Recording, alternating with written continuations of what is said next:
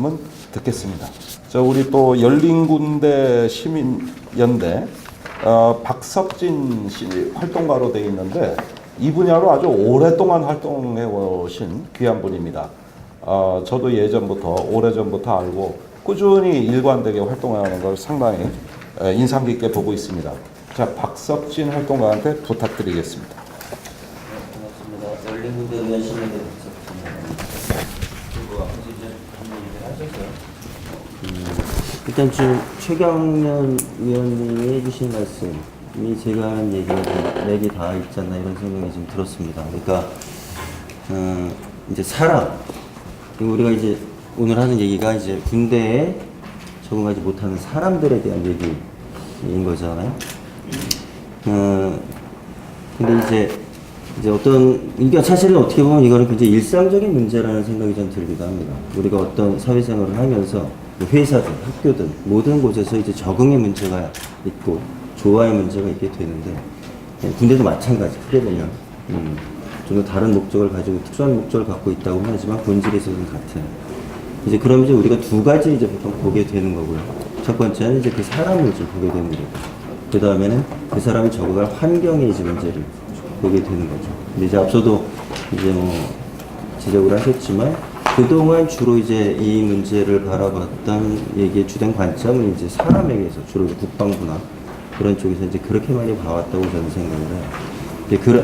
근데 이제 안타깝게도 이제 이제 굉장히 많이 좋은 이제 자료를 제출해 주시고 이제 해서 연구를 해 주셨는데 이 연구도 저는 조금 그런 경향과 맞닿아 있지 않나 이런 문제의식을 좀 갖고 있습니다. 그러니까 제가 이제 보면 그러니까 그 사람에 대한 연구가 좀 먼저 됐어야 한다고 생각을 하는데 그렇게 진행되지는 않은 것 같아요. 그러니까 여기 중간에 공공의 피해자 불명예 제도의 보상 문제라 해서 한 파트로 이제 제출이 되어 있긴 한데 이게 이 연구소의 중심이 되어 있지는 않다는 느낌을 받습니다. 그래서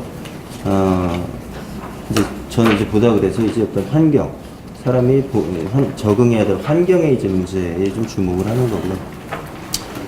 보통 이제 개인적인 원인을 이제 얘기 많이 할 때, 요즘 젊은 군에 입대하는 사람들이 이제 개인주의적 성향이 많다거나, 이제 이런 것 때문에 이제 군복무 부정들이 많다. 이런 얘기를 이제 많이 여러 가지 그래서 이제 나오고 있는데, 실제로는 그렇지 않다. 이제 이런 것들이죠. 예를 들면, 훨씬 이제 우리 사회의 군사와 이런 것들의 정도가 강했어요.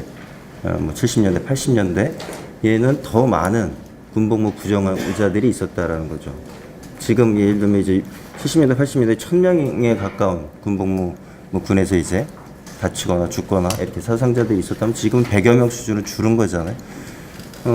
전 이것이 우리 사회가 좀 더 민주화되고 인권 의식이 높아지면서 군대도 그렇게 해서 변해왔다고 생각. 굉장히 긍정적인 거죠. 그리고 군에서 많은 노력을 좀 해오셨다고 생각을 합니다. 거기에 대해서 평가를 하고.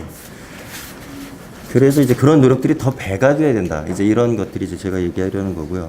근데 그럼에도 이제 아쉬운 것들이 있다. 물론 이제 군에서도 많은 노력을 하고 계십니다만, 저희가 이제 사실은 군 인권과 관련해서 사실은 사회적으로 큰 이제 문제의식이 좀 대두됐던 게 2년 전, 2년 반 전에 이제 한 병사들의 참혹한 죽음, 윤일병이라고 하는 병사의 죽음으로 인해서 사실 이제 문제들이 다시 논의가 되고 그 연장선에서 사실 이런 토론회나 이런 것들이 준비된다고 보는데요.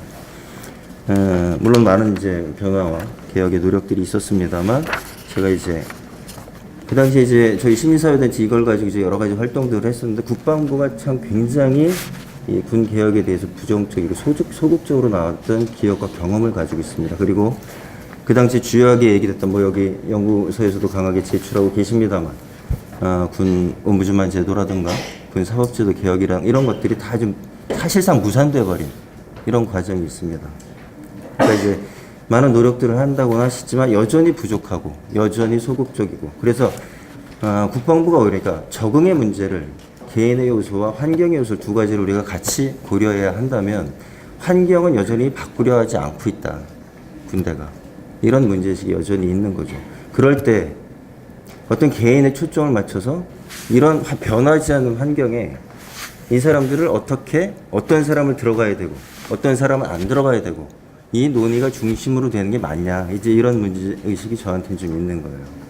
하여튼 좀 이제 그런 문제의식이고요.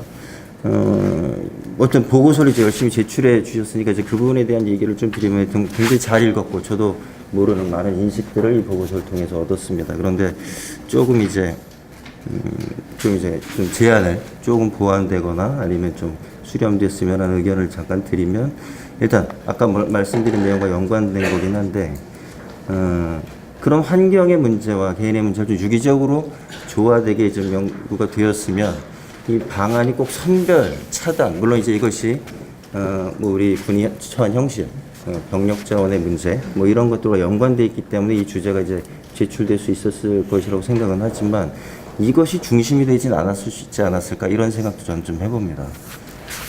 그런 거고 또 하나는 이제 뭐 여기 병역문화 부분은 좀 넘어가고요.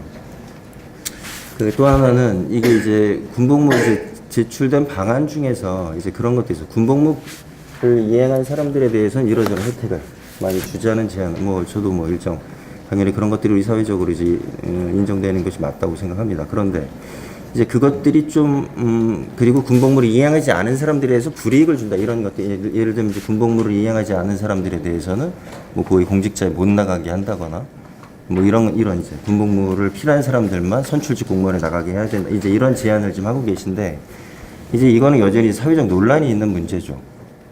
그 군 가산점제와 관련한 헌법재판소 판결 이후로 여전히도 최근까지도 얘기가 되고 있는 문제인데 굉장히 조심스러운 영역이고 우리가 병역제도 사실 병역제도라는 것은 우리 사회 전반에 대한 문제인 거잖아요. 군의 입대를 앞둔 또 그들의 가족들 또 우리 모두 거의 모든 사람들이 적용되는 그런 문제입니다.